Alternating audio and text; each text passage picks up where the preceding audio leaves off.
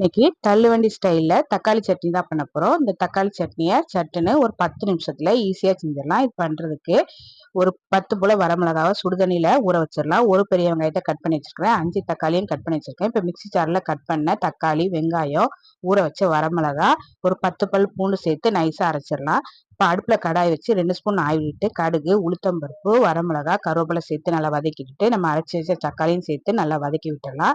பச்சை வாடை போற வரைக்கும் ஒரு 5 நிமிஷம் வதக்கிட்டு இப்போ இது கூட ஒரு 2 கப் அளவுக்கு தண்ணி சேர்த்து நல்லா கலந்து விட்டுட்டு தேவையான அளவு உப்பு சேர்த்து நல்லா கலந்து ஒரு 10 நிமிஷம் வேக வச்சிடலாம். ஒரு 10 நிமிஷத்துக்கு அப்புறம் ஒரு கரண்டி அளவுக்கு இட்லி மாவு சேர்த்து நல்லா கலந்து விட்டுலாம். இட்லி மாவு தான் தக்காளி சட்னிக்கு நல்லா திக்னஸ் கொடுக்கும். இட்லி மாவு சேர்த்து நல்லா கலந்து ஒரு 5 நிமிஷம் வேக வச்சா டேஸ்டியான தள்ளுவண்டி ஸ்டைல் தக்காளி சட்னி ரெடி ஆயிடுச்சு. கடைசியா கொஞ்சமா மல்லியில சேர்த்து கலந்துட்டு இறக்கிற வேண்டியதான். இந்த தள்ளுவண்டி ஸ்டைல் தக்காளி சட்னியை அப்படியே இட்லி மேல ஊற்றி அப்படி சாப்பிடும்போது ரொம்ப டேஸ்டா இருக்கும். ட்ரை பண்ணி பாருங்க.